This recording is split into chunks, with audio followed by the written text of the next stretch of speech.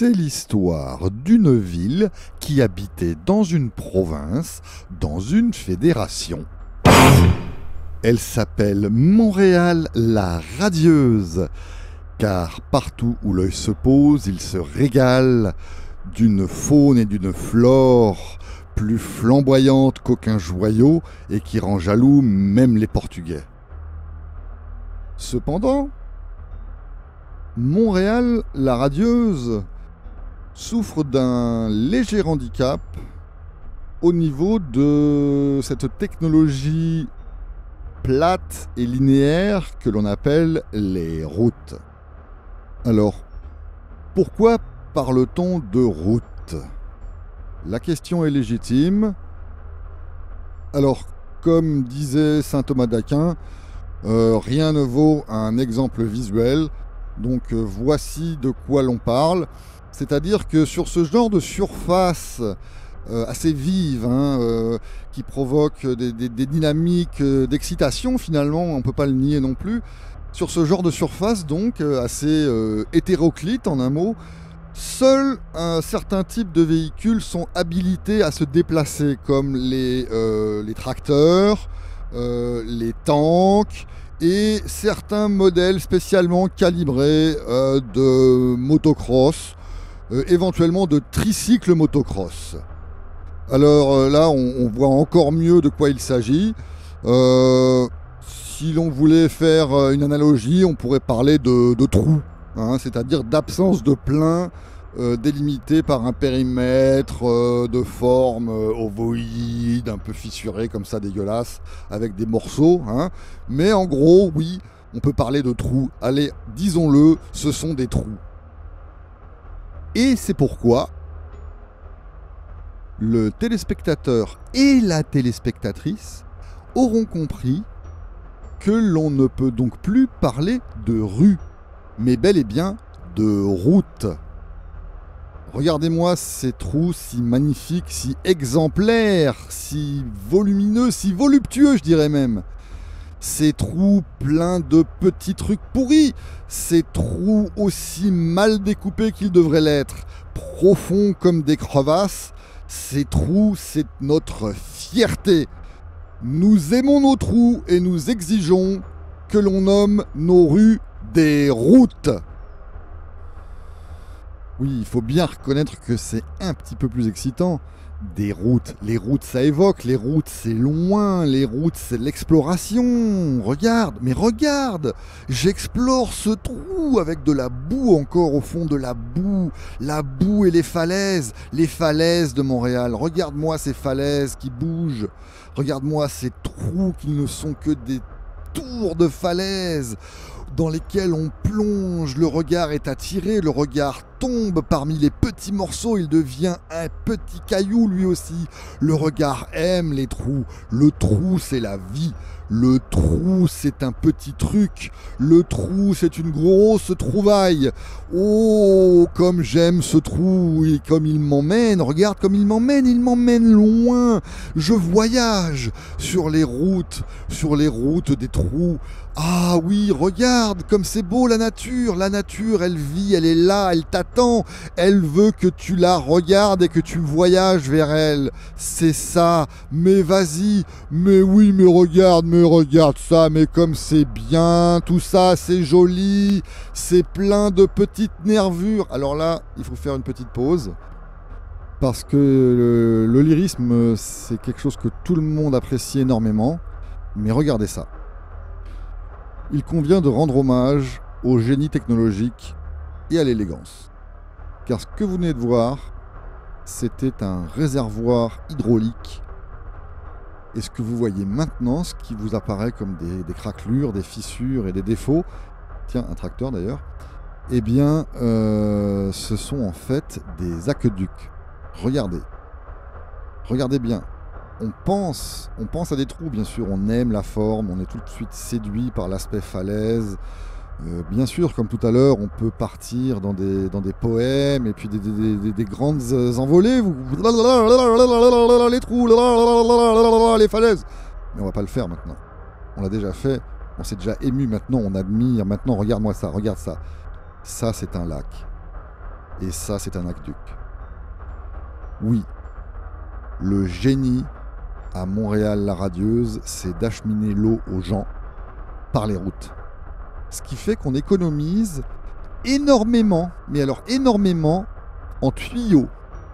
Et pourtant, ce qui suit n'a rien à voir. C'est le pied droit du Yéti qui s'est perdu ici vers 19h un soir de janvier et confondu par la noirceur de la nuit et la blancheur de la neige, il a donné un grand coup de pied. Et voilà, ça a fait un trou, on l'a conservé parce que c'est joli. Maintenant, retournons à nos aqueducs naturels des routes de Montréal.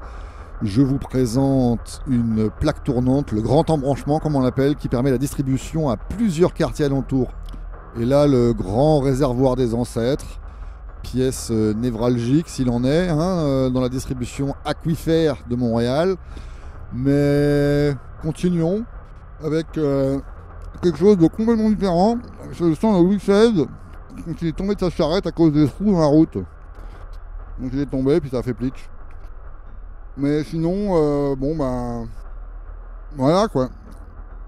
Alors là, c'est le séisme de Mexico du 30 février. Attention, 2505. Donc, 2505 c'est dans le futur, mais le séisme de Mexico était tellement puissant qu'il a remonté l'espace jusqu'à Montréal, mais aussi le temps. C'est un séisme spatio-temporel. Il y a même eu un épicentre, et là on voit ce qu'il y avait juste à côté de l'épicentre. Donc ces trous-là, c'est normal. C'est à cause de Mexico City. Tandis que là, on a affaire à un événement absolument remarquable, voire même unique.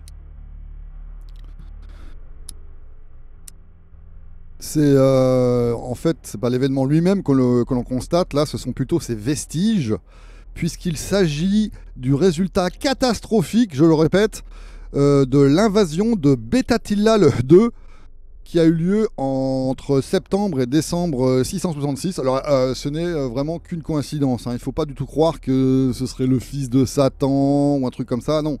C'est juste que Bétatilla était un conquérant qui venait avec des poneys et quand ils arrivent dans les rues, les rues se transforment en route, parce que les poneys, ça fait des trous. Tandis que ceci, c'est vraiment la spécialité locale.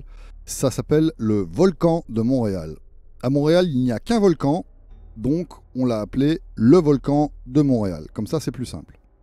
Ça évite les confusions avec des trucs compliqués comme Annapurna, on retient jamais ça, ou je sais pas moi, Yellowstone 2. Là, l'avalanche de brontosaures de moins 74 millions d'années a laissé une marque indélébile dans les routes de Montréal.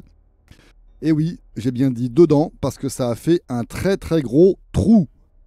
Quant à Émilie, c'est le code attribué à l'avalanche de brontosaures de moins 74 millions d'années, pour faire suite à la tradition de donner un prénom féminin aux événements extrêmement chiants comme les glissements de terrain ou les gros rats de marée qui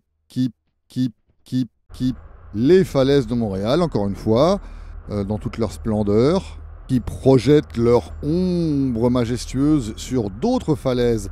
C'est comme une fractale de falaises, c'est merveilleux. Regardez-moi cette petite chose bien creusée là. Oh mais oui. Mais le croirez-vous, il y a encore plus superbe. Mais si, nous ne sommes pas au bout de nos découvertes. Voici les astéroïdes de 1933 qui ont ricoché magistralement sur cette rue qui est devenue une route. Et une bonne grosse route pour hommes, une route qui secoue, une route qui fait du bien, une route qui rentre dans la colonne vertébrale.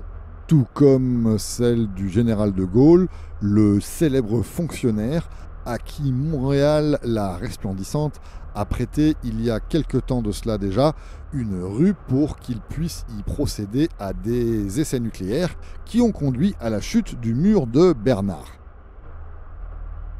Mais ce n'est pas tout.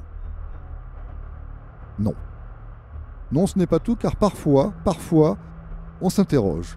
Et oui, parfois, très peu de fissures, très peu de trous, même plus de trous du tout. Où sont les trous ? Parfois, On ne dit plus route, on dit rue. Enfin, pas longtemps, hein. Mais c'est un état d'esprit, c'est un esprit. Regardez-le. C'est l'esprit de la route. Des yeux, une bouche. Il est là. Il nous accompagne. Jamais nous ne sommes seuls sur les routes. Les routes de Montréal. Pour lesquelles Jésus lui-même s'est sacrifié. Il a donné sa vie, regardez-le. Il est là avec nous, sur les routes de Montréal. Parmi les trous, dans les crevasses. Jésus nous aime et nous soutient dans cette épreuve. Dans cette épreuve qu'il nous soumet pour nous tester. Et non pas, comme voudraient le faire croire certains esprits, disons chagrins, si ce n'est peut-être même malfaisants, qui voudraient imputer la responsabilité des crevasses et des canaux et des trous à la mairie. Non. La mairie fait un travail exemplaire et j'aimerais lui dédier cette petite chanson afin de communiquer tout l'amour que son bétail lui voue.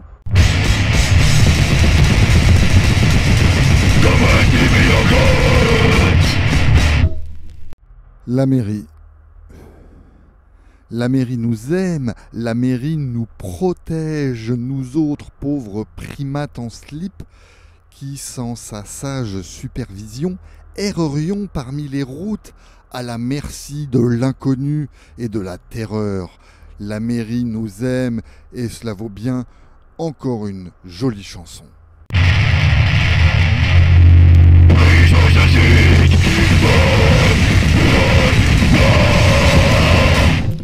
Grâce à la multiplication par 2,5, 2,7 des taxes municipales et scolaires depuis 2005, la mairie a pu fournir un travail presque triplé par rapport à avant, ce qui nous permet d'avoir, je pense, mais sans exagérer, les meilleurs trous de tout le continent, si ce n'est de tout l'hémisphère.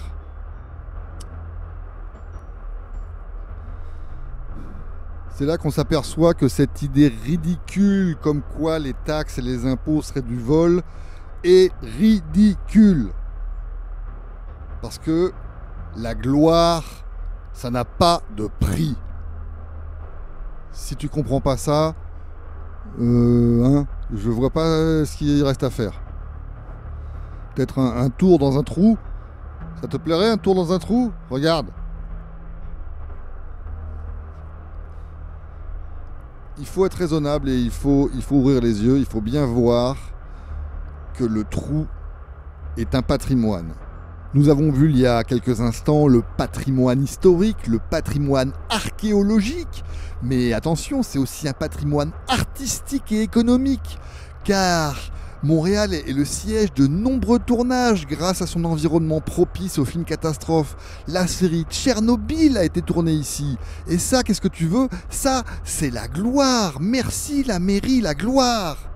La gloire et la justice, car les routes de Montréal sont égalitaires. Même les vélos en profitent. Trou pour les autos, trou pour les vélos. Bien qu'à de très rares occasions, un phénomène particulièrement saugrenu est constaté de tous, à savoir, comme on peut le voir ici, l'apparition d'une rue, cette surface toute lisse, parmi les routes. Alors cela provoque moult interrogations, parfois même des congrès de parapsychologues extrêmement pointus, mais jusqu'ici, on n'en sait pas plus.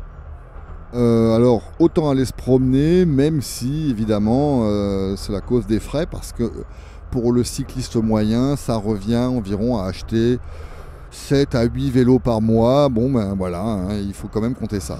Annapurna est un nom vraiment, vraiment bizarre. Personne ne sait ce que ça veut dire. Alors, si c'est pour appeler des volcans n'importe comment, c'est pas vraiment la peine, hein. Et moi, je préfère... je vais rentrer, hein, voilà, je rentre.